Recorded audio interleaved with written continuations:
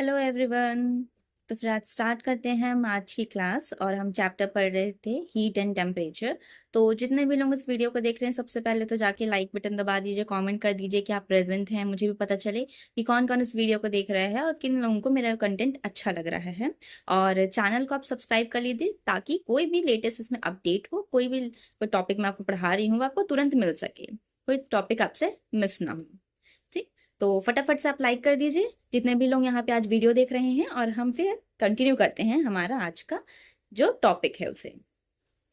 तो मैंने हीट के बारे में आपको पढ़ाया था, हीट एनर्जी के बारे में आपको बताया, मैंने आपको ट्रांसफर के बारे में भी बताया। हीट ट्रांसफर के बारे में आपको बताया है कि किस तरह से हीट ट्रांसफर करता है, कहाँ से करता है। एक हॉट ऑब्जेक्ट से हीट ट्रांसफर जो करती है वो कोल्ड ऑब्जेक्ट की तरफ हीट जो है वो ट्रांसफर करती है। और हीट क्या है? एक फॉर्म ऑफ एनर्जी है, ये किसी भी तरह का मैटर नहीं है या मटेरियल नहीं है, ये फॉर्म ऑफ एनर्जी है। इसलिए एनर्जी का यूनिट क्या होता है? जूल होता है। तो हीट एनर्जी जो है या हीट जो है उसका ऐसा यूनिट क्या होगा? जूल होगा, सीजीएस कैलोरी। ठीक, तो मैंने कुछ क्वेश्चंस आपसे पूछे थे कि क्या जिस तरह से साउंड वेव को, साउंड एनर्जी जो है उसको ट्रैवल करने के लिए क्या है, एक मीडियम की जरूरत पड़ती है, उसी तरह से क्या हीट को भी, हीट एनर्जी को भी किसी मीडियम की जरूरत है ट्रैवल करने के लिए। मैंने आपसे ये क्वेश्चन पूछा था और मैंने आपको कुछ टॉपिक्स बताए हुए थे, कंडक्शन, कन्वेक्शन, रेडिएशन, जो कि 3 तरह के टाइप्स हैं। क्या चीज के टाइप्स हैं? ट्रांसफर ऑफ हीट के। ठीक, सबसे पहले वाला हम टॉपिक को देखते हैं, कंडक्शन क्या होता है। कंडक्शन सबसे पहले तो आपको याद रखना है कि ये किस में होता है, ये सॉलिड में होगा। ठीक है, कंडक्शन किस में होगा? सॉलिड के केस में होगा।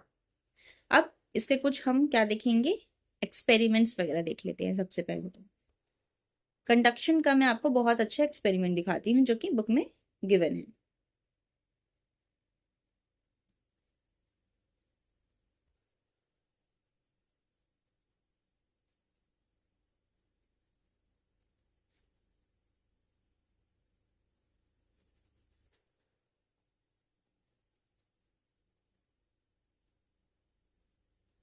ठीक, आप ये वाला एक्सपेरिमेंट यहाँ पे देख सकते हैं।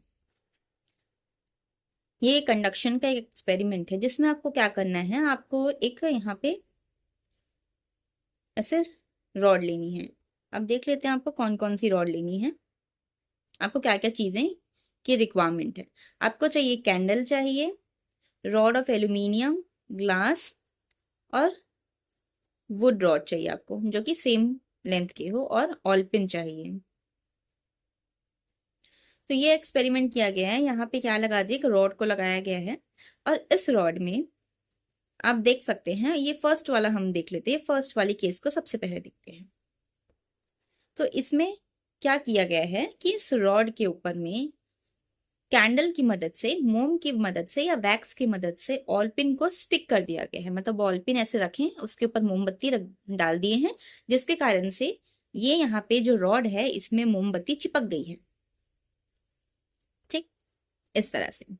अब नीचे वाले आप नीचे में जाके देखिए, आप नीचे में जाके देख रहे हैं तो यहाँ पे हमने कॉर्नर में, इस रॉड के कॉर्नर में क्या रखा हुआ है, कैंडल रखा हुआ है।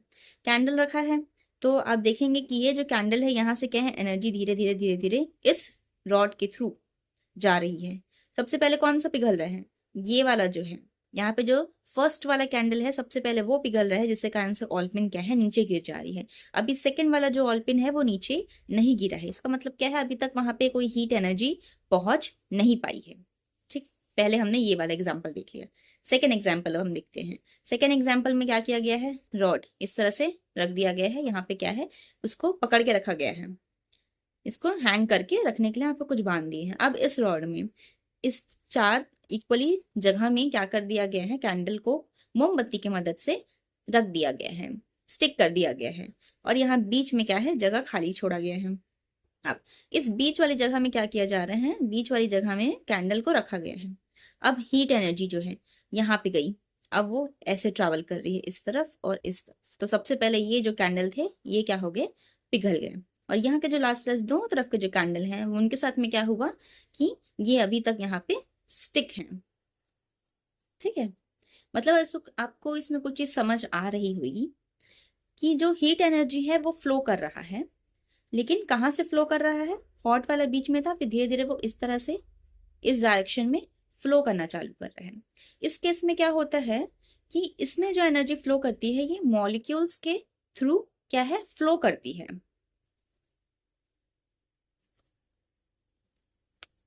देखिए ये यहाँ पे in the process of conduction the transfer takes place from one molecule of the substance to another molecule without actual movement of this molecule। मतलब यहाँ पे देखिए, यहाँ पे जो मॉलिक्यूल हैं, ठीक, ये यहीं पे ही रहेंगे, लेकिन इस मॉलिक्यूल, ये दूसरे वाले मॉलिक्यूल, सारे जो मॉलिक्यूल्स है वो एक दूसरे के कांटेक्ट में है ना। तो एक मॉलिक्यूल के कांटेक्ट में से दूसरे मॉलिक्यूल को क्या है, हीट एनर्जी जो है वो ट्रांसफर हो रही है। इसमें मॉलिक्यूल जो है वो मूव करके नहीं जा रहे हैं, मॉलिक्यूल्स खुद नहीं जा रहे हैं, वो क्या कर रहे हैं, एक मॉलिक्यूल से दूसरे मॉलिक्यूल को क्या कर रहे हैं, ट्रांसफर कर रहे हैं हीट को। और ये किस तरह से ट्रांसफर करते हैं, you saw that on heating one end of the metal rod the another and gets hot very quickly. On heating up, the molecules in that part of the rod start vibrating fast and their heat energy increases। ठीक है, मतलब इसमें क्या किया जा रहा है, एक एंड में क्या है, हमने कुछ गर्म चीज लगा दी है, गर्म करना चालू कर दिया एक एंड को, दूसरा एंड भी गर्म होना लगता है अपने आप। फिर ये किस कारण से होता है, जो मॉलिक्यूल्स होते हैं, जिस जिस एरिया को हम क्या कर रहे हैं, गर्म कर रहे हैं, वहां पे जो मॉलिक्यूल्स प्रेजेंट हैं, उस रॉड के उस पार्ट में जो मॉलिक्यूल्स प्रेजेंट हैं, वो क्या करते हैं, हीट के कारण से वो क्या है, वाइब्रेट करना चालू कर देते हैं, बहुत ज्यादा वाइब्रेट करना चालू कर देते हैं। और वाइब्रेट करने के कारण से वो अपना and their heat energy increases, vibrate करते हैं, जिससे कारण से उनकी क्या है, हीट एनर्जी जो है वो इंक्रीज होने लगती है। और यही जो मॉलिक्यूल्स होते हैं ये पास करते हैं एनर्जी को टू द नेक्स्ट मॉलिक्यूल।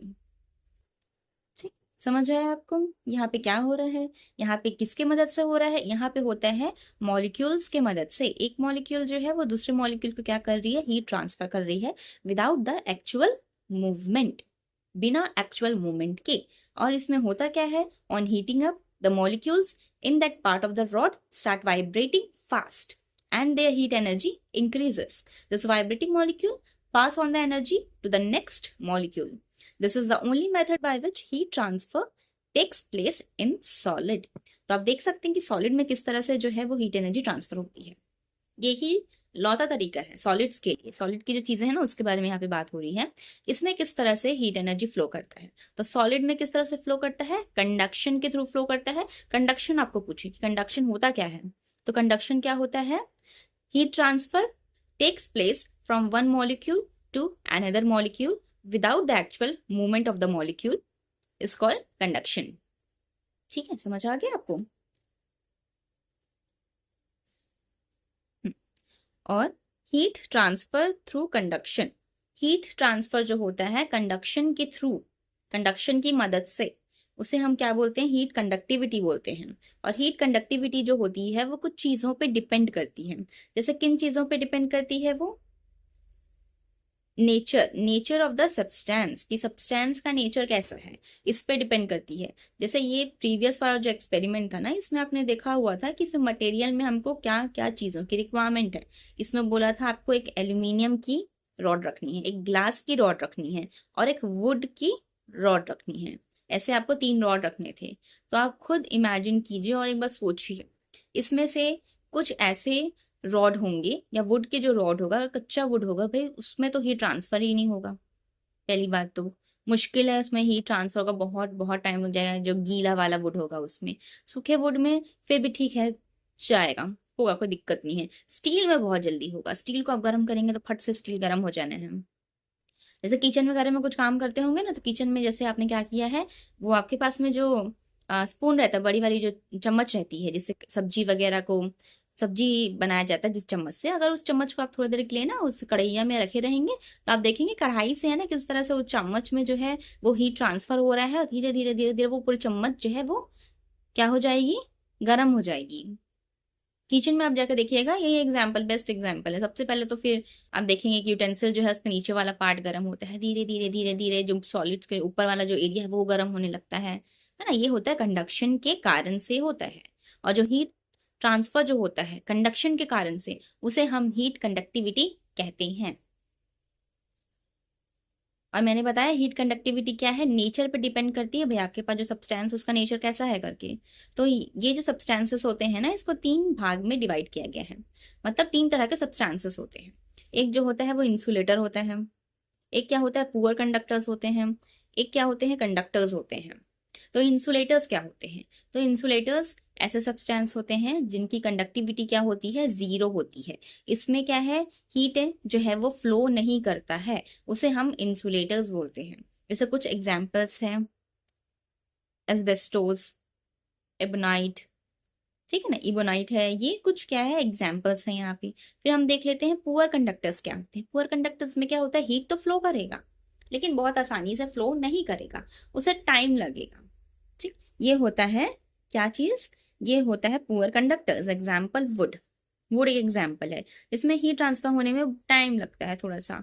उसके बाद में क्या हो जाते हैं, कंडक्टर्स आते हैं। कंडक्टर्स ऐसे रहते हैं इसमें फट से क्या है गर्म हो जाएगा, थोड़ा देर आप रख दीजिए वो चम्मच को, आप गर्म चीज के ऊपर, चम्मच पूरा गर्म हो जाना है धीरे धीरे धीरे करके। जैसे एग्जाम्पल दिया गया है, मेटल का एग्जाम्पल दिया गया है। ठीक, तो इस तरह से होता है हीट ट्रांसफर कंडक्शन में। सॉलिड के केस में मतलब सॉलिड जो है उसके लिए किस तरह से ट्रांसफर होता है, कंडक्शन के थ्रू ट्रांसफर होता है सॉलिड्स में हीट। कंडक्शन भी समझा दिया मैंने, transfer of heat from one molecule to another molecule without the actual movement of molecule. Molecule का एक्चुअल मूवमेंट होना ही नहीं है, इसमें बस एक मॉलिक्यूल दूसरे मॉलिक्यूल को हीट दे रहा है। फिर हम देख लेते हैं दूसरा टॉपिक, देख लेते हैं हम कन्वेक्शन देख लेते हैं। कन्वेक्शन, ठीक, इसका मस्त बढ़िया सा डायग्राम बना हुआ है। आप जाइए किचन में, किचन में जाना, बर्तन चढ़ाना। आप बर्तन चढ़ाएंगे, अच्छा थोड़ा सा बड़ा बर्तन लीजिएगा और उसके बाद में है ना, उसमें है ना आप पानी भर दीजिएगा, बड़ा बर्तन में पानी भर दो। अब उसके बाद आप देखना उसमें क्या हो रहा है करके, उसमें किस तरह से हीट ट्रांसफर हो रहा है। आप जब बर्तन आउटर बर्तन को देखेंगे ना, आपके पास जो भी बड़ा सा बर्तन होगा आप उसको देखेंगे तो उसमें तो क्या है, कंडक्शन के थ्रू हीट ट्रांसफर होना है। बट जो वहां पे पानी है उसमें किस तरह से हीट ट्रांसफर हो रहा है ये देखना है हमको। तो मैंने सबसे पहले आपको ये बताया ना कि जो कंडक्शन होता है, कंडक्शन के केस में क्या होता है, हीट ट्रांसफर के लिए सॉलिड के लिए जो होता है वो कंडक्शन होता है। सॉलिड्स में जो हीट ट्रांसफर होता है वो कंडक्शन के थ्रू ही होता है। लेकिन जो हमारे पास में क्या होते हैं, लिक्विड और गैसेस होते हैं, उनमें किस तरह से जो है हीट ट्रांसफर होता है, फ्लो करता है।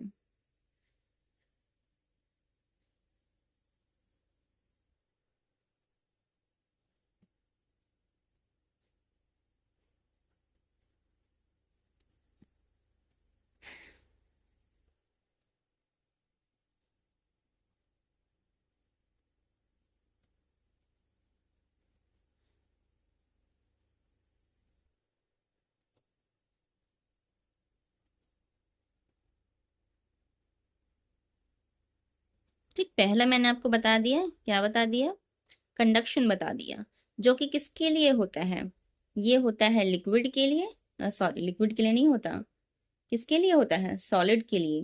सॉलिड में किस तरह से जो है वो एनर्जी फ्लो करती है, वो फ्लो करती है कंडक्शन के थ्रू। ठीक, फिर सेकंड हम जाते हैं, सेकंड क्या हो जाएगा, कन्वेक्शन,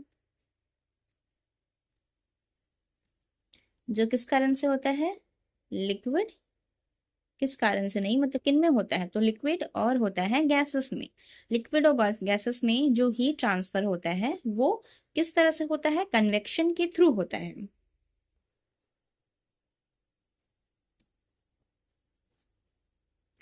तो अब हम देख लेते हैं एक किसका एक्सपेरिमेंट, रियल लाइफ एक्सपेरिमेंट। देखिएगा, आप किचन में जाना, बड़ा सा बर्तन ऐसा लीजिएगा, पानी भर देना इसमें, गर्म उसको करने के लिए स्टोव में चढ़ा देना। अब उसके बाद में जब आप स्टोव को चालू करेंगे तो धीरे धीरे वहां पे आप खड़े रहना और देखना कि किस तरह से उसका जो पार्टिकल्स होते हैं ना वो नीचे से ऊपर की तरफ मूव करते हैं, इस तरह से। देखो यहाँ पे क्या है, पार्टिकल्स है, नीचे वाले जो ये क्या होंगे, ये ऊपर जाते जाएंगे, यहाँ के जो ठंडे पार्टिकल्स हैं वो नीचे आते जाएंगे। इस तरह से क्या होता है, कन्वेक्शन होता है। इस तरह से लिक्विड्स में और गैसेस में जो है वो ट्रांसफर ऑफ हीट होता है। जो नीचे के पार्टिकल्स हैं वो क्या होने लग जाते हैं, गर्म होने लगते हैं, गर्म होके वो हो जाते हैं हल्के, अब वो जाने लगे ऊपर की तरफ। भारी वाले जो ऊपर में है वो नीचे आने लगते हैं, इस तरह से। तो इसका जो मूवमेंट होगा वो किस तरह से होगा, वो ऐसे होगा। ऊपर वाले जो है वो नीचे आ रहे हैं और नीचे वाले जो क्या है वो ऊपर की तरफ जा रहे हैं। इस तरह से इसमें मूवमेंट होता है कन्वेक्शन में। ठीक, on heating a liquid in a flask, the liquid near the base warms up quickly, becomes lighter and rises up. In its place is taken by the heavier, colder liquid. This process continues till the temperature of the whole liquid is same. This way, convection current are produced. Heat transfer in gases and liquid takes place in the same way. ठीक, यहाँ पे आपको books में ही सारी चीजें मिल जाएंगी कि क्या हो रहा है। जो नीचे बेस के पास में जो यहाँ पे लिक्विड है ना, इस बेस में जो भी लिक्विड है, तो ये लिक्विड क्या हो रहा है, गर्म हो रहा है। गर्म होने के कारण से क्या हो जा रहा है, गर्म होके हो जा रहा है हल्का, और हल्का होने के बाद में अब ये क्या कर रहा है, ऊपर की तरफ जा रहा है। जहां से गर्म हो रहा है, गर्म होके ये ऊपर जा रहा है हल्का होके, और ऊपर में क्या है, ठंडा पानी है। तो यहाँ के जो पार्टिकल्स होते हैं ये क्या कर रहे हैं, नीचे की तरफ आ रहे हैं क्योंकि ये भारी हैं, और हल्के वाले ऊपर जा रहे हैं। ये प्रोसेस चलता रहेगा, कंटिन्यू प्रोसेस जो है वो चलता रहेगा। आप जाके बर्तन में भी देखिएगा किस तरह से ऐसा होता है करके। ठीक, ये प्रोसेस कंटिन्यू कंटिन्यू कंटिन्यू होता रहेगा। तब तक कंटिन्यू होगा जब तक पूरे लिक्विड का जो टेम्परेचर है वो क्या हो जाए, सेम ना हो जाए, एक समान ना हो जाए, तब तक ये प्रोसेस होता रहता है। ठीक, नेचर में भी हम कुछ इस तरह से है ना सेम फेनोमेना देखते हैं। नेचर में भी कुछ इस तरह से ही होता है। जैसे नेचर का मैं आपको एग्जाम्पल देती हूँ कि जब गर्मी का टाइम होता है ना, गरम गरम गर्मी जब रहती है, तब आप कहीं पे ऐसे एरिया में जाइएगा जहाँ पे लैंड हो और इस साइड वाटर हो, मतलब बीच टाइप का एरिया बोल सकते हैं कि वहां पे पानी है और यहाँ पे क्या है, ये देखिए लैंड है, ये क्या है, पानी है। अब गर्मी, तपती गर्मी में क्या होना है, जमीन जो है पूरा गर्म हो जाना है। अब तपती गर्मी में अगर जमीन जो है वो पूरा गर्म हो जाएगा तो वहां पे आप खड़े होना बहुत मुश्किल है, और वहां की जो हवाएं हो जाएंगी ना वो ठंडी हो, मतलब गर्म हो जाएंगी। राइट, मैं सही बोल रही हूँ। कोई भी एरिया में आप रहेंगे बहुत ज्यादा, अगर वहां पे गर्मी है तो वहां की एयर कैसी हो जाएगी, गर्म हो जाएगी। गर्म होने के कारण से क्या हो जाएगी, हल्की हो जाएगी। हल्की होगी तो ऊपर उठ जाएगी। ठीक, अब जो कोल्ड वाटर रहता है, ठंडा पानी रहता है, उसको क्या है, गर्म होने में टाइम लगता है। अब पानी को क्या है, दोपहर में गर्म होने में टाइम लग रहा है, पानी अभी गर्म नहीं हुई है। तो पानी के ऊपर में जो वाटर मॉलिक्यूल्स हैं, पानी के ऊपर है मतलब पानी के सरफेस है, ये नदी है, इसके ऊपर का जो है वाटर, यहाँ एयर का जो मॉलिक्यूल्स रहेगा, जो एरिया यहाँ का जो रहेगा ना, वो थोड़ा ठंडा रहेगा क्योंकि वो पानी के ऊपर में है पहले तुम। तो यहाँ का जो एरिया है, यहाँ पे क्या है, जो है वो कोल्ड एयर है, यहाँ पे ठंडी हवा है। ठंडी हवा क्या है, भारी होती है ना। तो जब यहाँ पे क्या हो गया, यहाँ पे जो एयर है वो गर्म हो गई, लैंड के पास में जो एयर है वो क्या हो गई, गर्म हो गई। गर्म होके भाई ऊपर उठ गई, यहाँ चली गई, ये जगह तो खाली हो गया। तो अब इस पानी के ऊपर में जो ठंडी हवा है ना वो क्या करेगी, इस जगह आएगी, ये जगह को फील करने के लिए। और ये जो गर्म हवा है वो यहाँ जाएगी ऊपर। तो ये प्रोसेस इस तरह से चलता रहता है। डे के टाइम पे जो कोल्ड ब्रीज होती है और जो वार्म ब्रीज होती है, उसमें क्या होता है कि कोल्ड ब्रीज जो होती है डे के टाइम पे वाटर के ऊपर से लैंड की तरफ आती है, और जो उसके बाद में जो गर्म वाली जो हवाएं रहती हैं उसका क्या होता है, वो लैंड से पानी की तरफ जाती है। इस तरह से जो एयर सर्कुलेशन है वो चलता रहता है। नाइट के टाइम पे क्या होता है, यही जो होता है ना वो चेंज हो जाता है। चेंज कैसे हो जाता है कि नाइट के टाइम पे अब पानी जो है वो गर्म हो चुकी है, दोपहर भर रखा, धीरे धीरे धीरे करके पानी जो है वो पूरी गर्म हो चुकी है, और जो लैंड जो होता है ना वो अब ठंडा हो गया है। रात हो गई है, अब लैंड ठंडा, लैंड बढ़िया हो गया है, अब पानी गर्म हो चुका है। उस केस में क्या होता है, पानी के ऊपर में जो हवाएं हैं वो हो गई गर्म। अब वो गर्म होके ऊपर उठ जाएंगी, वहां पे हो गया जगह खाली, पानी के ऊपर में जगह खाली हो गया। अब यहाँ पे क्या है, यहाँ का इन्वायरमेंट ठंडा हो चुका है, तो यहाँ की हवाएं भी ठंडी हो चुकी हैं। अब ये हवा जाएंगी पानी की तरफ। ठीक, पानी की तरफ जाएंगी इस जगह को फील करने के लिए, यहाँ से हॉट एयर जो है वो इस तरफ आएंगी। तो यहाँ से सर्कुलेशन कुछ इस तरह से होता है। ठीक, तो आपको समझ आया कि circulation of land breeze and sea breeze किस तरह से होता है। मॉर्निंग टाइम में आप देख सकते हैं जो हवा है कहाँ से आ रही है, डे टाइम पे जो आ रही है वो रिवर बॉडी के ऊपर से कहाँ, लैंड की तरफ आ रही है।